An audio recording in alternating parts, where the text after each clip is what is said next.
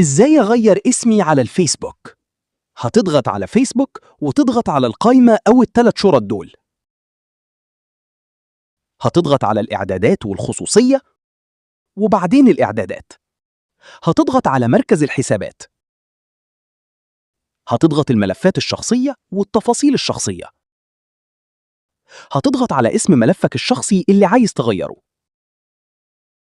هتضغط على الاسم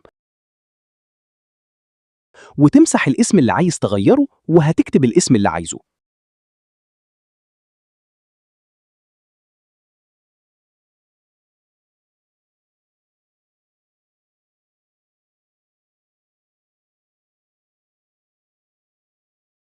وتضغط حفظ التغيير وتختار الاسم اللي كتبته وتضغط تغيير.